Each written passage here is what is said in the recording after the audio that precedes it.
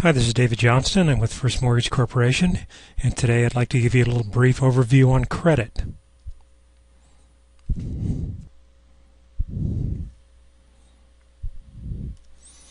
What I'll discuss in these PowerPoint slides, number one, are FICO scores, how they're calculated, how they're affected, what you can do to try to improve those scores. Also, how important is your credit history when getting financing or going for a new loan.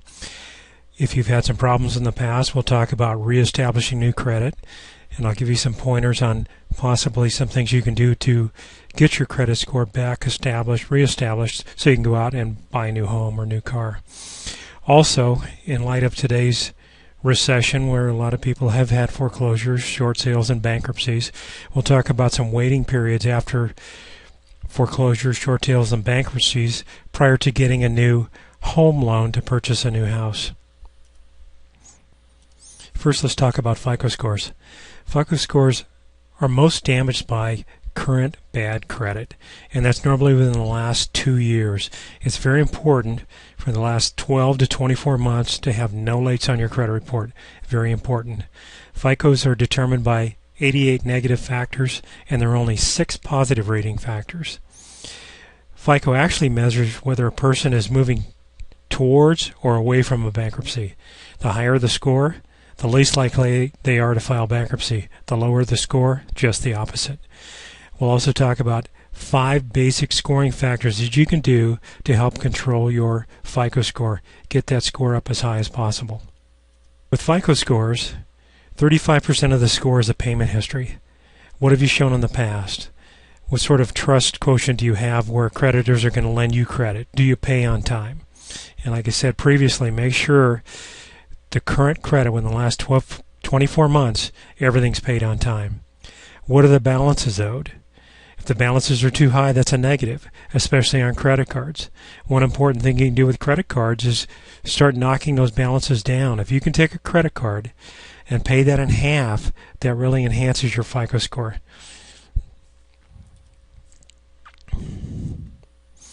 Also, what's the length of your credit history? What kind of new credit have you established? What types and numbers of credit cards do you have? A big detriment could be that you have too many credit cards with outstanding balances. Inquiries are items on a credit report that show that somebody has investigated your credit by pulling a credit report. Say you've gone down to look at a department store, you're going to buy something there. They pull a credit that shows as an inquiry on your credit report. Too many inquiries can be a negative. One thing to note, though, kind of dispel a rumor in the mortgage industry, is that many loan officers will say, of course they're trying to keep your loan, that don't go to another lender because if they pull a new credit report, it's going to damage your score. Well, that's not true. With a FICO score, you can have multiple inquiries in a 30-day period, and it only counts as one item on your credit report, one inquiry. So you can go and look and shop your loan to other lenders within a 30-day period, and it won't affect your score. About credit reports, there are some things, derogatory items, that can stay in your credit report for quite some time. For example, if you had a bankruptcy, that'll appear in your credit report for about 10 years. Collections, 7 years. Any public records, like a judgment, 10 years. And inquiries, they'll stay on for 2 years. If you're going for a home loan, it's very important to talk to your loan officer and make sure you have some strategy as far as paying things off.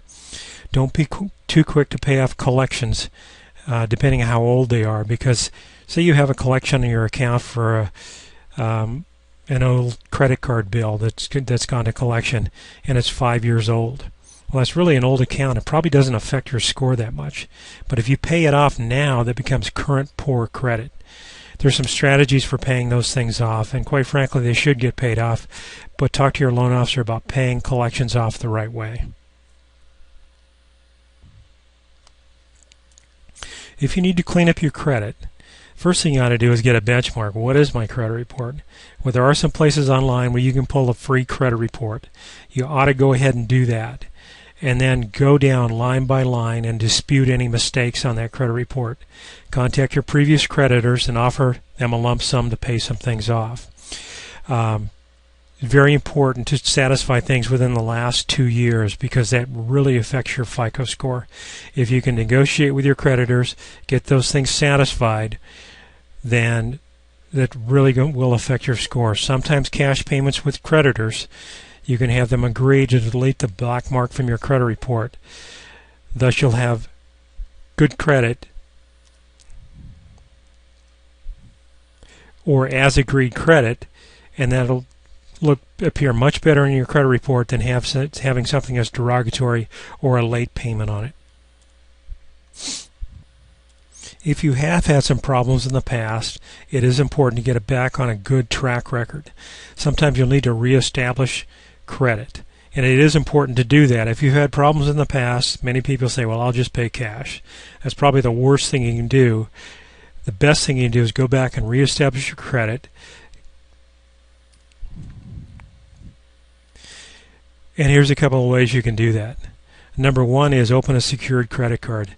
Go down to your bank, and first of all, make sure your bank reports this card to the bureaus, and open an account with a credit limit. For example, open an account of $500.